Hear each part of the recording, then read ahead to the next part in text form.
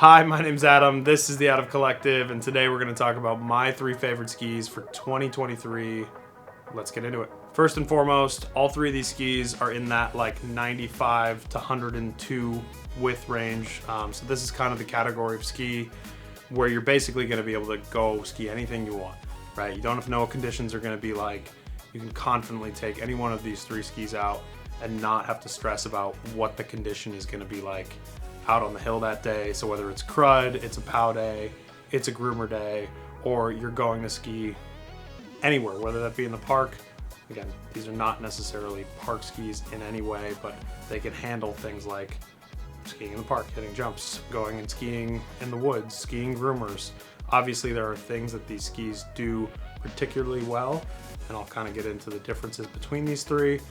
But in essence, they are all mountain, one ski quiver type skis, which is my least favorite term in skiing, but it does apply here. People are familiar with it, so I'm gonna use it just for this one review. First and foremost, we'll talk about my favorite of the 3 and the one that we work with the most, and obviously the one that I have a fair bit of bias towards, but genuinely it is my favorite ski in the line. It's my favorite ski this year. This is the Fischer Ranger 102. This is a ski that has a little bit of metal in it. You're talking about metal that goes through about 60% of the ski. They use something called Shape TI, which is a size correct length of metal. The reason they use a size correct amount is because if you're 6'2", 240 pounds, you probably need a little more metal than someone who's 130 pounds, just not able to drive the ski in the same way. Size matters when it comes to the amount of metal that you're running in the ski to a certain extent. Obviously ability, all that good stuff. The other thing that adding metal to a ski does is it adds dampness, right? It adds that ability to hold an edge on firmer snow, hold an edge while you're moving faster and feel that stability underneath you. So most skis in this category that are more aggressive or top end skis, you'll see some level of metal in. Too much metal makes the ski very dead, makes the ski very boring and not that energetic. So Fischer has combined metal, wood core, carbon into one ski, just like a lot of different companies do, but they've done it in a way that allows for anybody to go ski this thing in any condition, even if they're not the same size, right? Because they don't do a men's and women's version of this particular ski. It is the same across the board, so the sizes go all the way from like a 159 all the way to a 190-ish. So huge range of sizes so that anybody can ski on these things. Full sidewall, full ABS sidewall on these things. So holds an edge, even going Mach 19. I don't know if that's actually a speed, but you can go fast on these things. Feel confident in your edge hold. Super durable top sheet, which is worth mentioning as well. Kind of like that non-abrasive style top sheet, which one of these skis got an upgrade for last year. It made a huge difference in the ability to like take a beating, is adding one of these style top sheets. So we'll kind of get into that a little bit.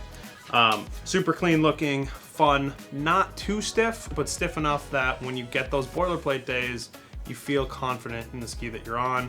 But when you get those soft, playful days, if you're gonna make a park lap and hit some jumps, or you're gonna go ski in the trees and you need something snappy and quick, you're able to ski something like this. In this particular size is 162, which is not what I ski it in. It's a 16 meter turn radius. The other thing, again, worth mentioning here is the width does change as you go up or down in sizes, right? So this is a 162. It's only 100 underfoot technically. As you go up in size, as you go up in length, you'll start to see that width go up as well. Most companies do this, but they still call this a Fischer Ranger 102 because they're not going to call it a Fischer 99, 100, 101, 102, 103, 104 as we go up in sizes. It just wouldn't make any sense. So keep that in mind as well. All of these, again, have some metal in them, so you're using a 4.1 drill bit, so something that is a little more, it's designed for mounting skis with metal. Kind of irrelevant for most people, but just like every other Fischer ski in the lineup, made in Austria and to the highest quality standards. Again, probably my favorite ski of 2022, 2023. Next ski in the lineup is the Blizzard Rustler 10. This is a ski that's been around for 5-6 years at this point. Every year they kind of make, or every other year they kind of make small tweaks to this thing. This year it got something called new graphic technology.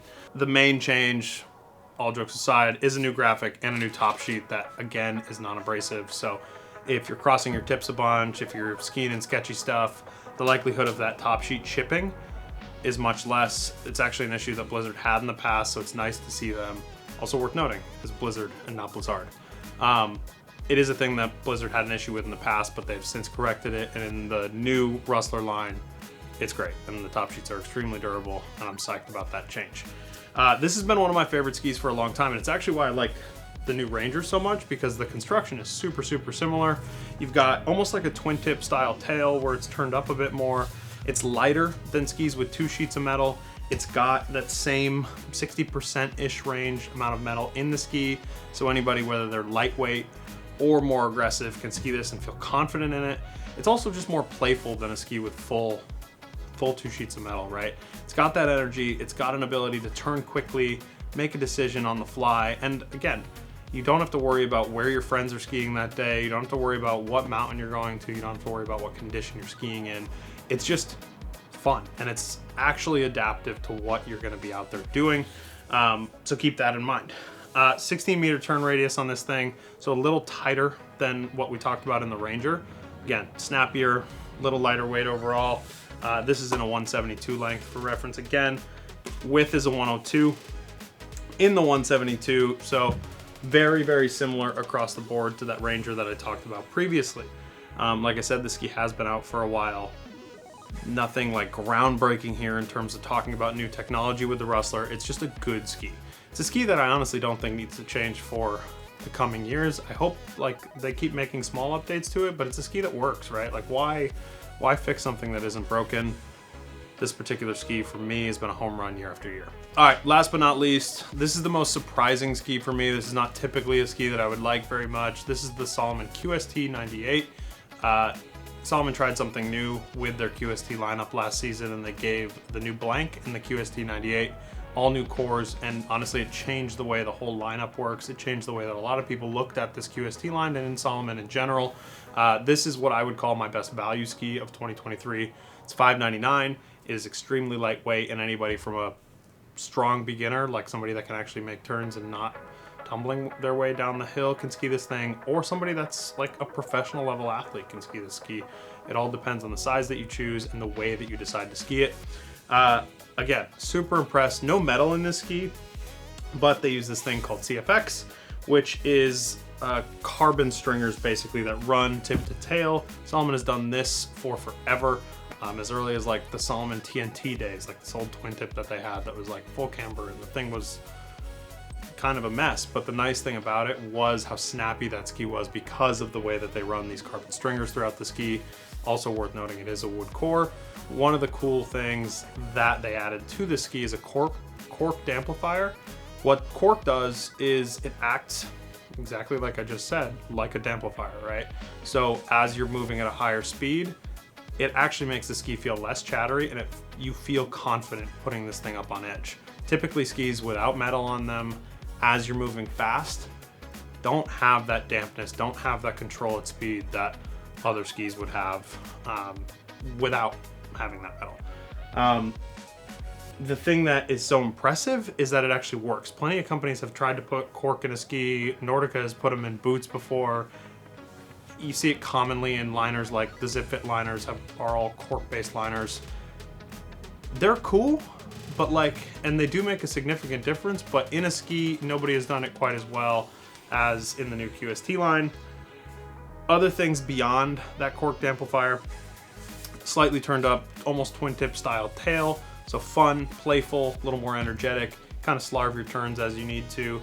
It's also lightweight enough to run a binding like a Salomon Shift or even a pin binding. Like I have a pair of these with a Salomon MTN on them, which is like their lightweight touring binding, and it skis great still.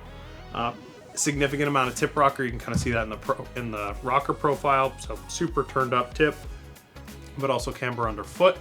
So it allows the ski to have that snappiness, that pop, so to speak, going into turns. Salomon does use double sidewall technology as well, which is basically this little stepped sidewall. Gives you a little more edge bite than you would get with a traditional sidewall. I don't think that's a huge difference maker for most people, but if you're really moving and you need that control and you're hoping to get it out of a wood core ski, it's nice to have a little backup plan there, and that's what that gives you.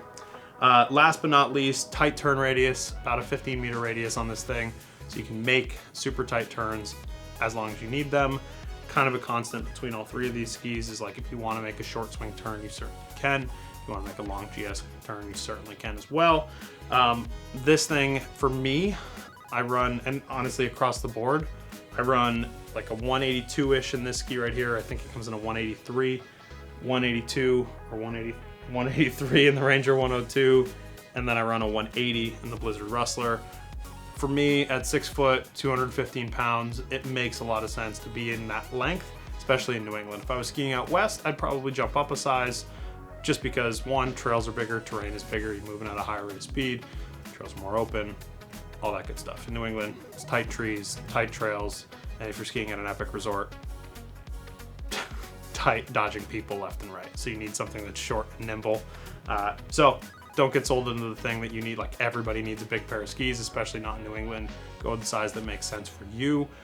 Any of these three skis, you can also ski short, and they're all stable enough that if you drop down a size, you're not gonna be punished for it. If you go up a size, you're not gonna be punished for it either, but there's usually a sweet spot size with all three of these. And that's why I like them so much. So no matter where you're going, any one of these three skis, you could put a traditional alpine binding on, you could put a touring binding on, you can ski them on groomers in the woods, at your mom's house. You can do literally whatever you want on these things. And it's gonna be a good time. These are skis that I'd be confident at the retail level, and just like if you're messaging us, you're in the comments and you're asking like what ski I should get for any terrain, these are skis that I'd probably recommend to just about anybody who just needs a quality ski for any condition. Keep in mind, all of them are available in wider and narrower widths, so a lot of the information that I'm putting out for you does exist for the outliers in this category as well. We're just trying to keep things simple and get the skis that are the most versatile within the group. For more on this stuff, hit subscribe. We always have new reviews coming out every single week. Follow us on social media across the board at Out of Collective, and we'll see you guys next time.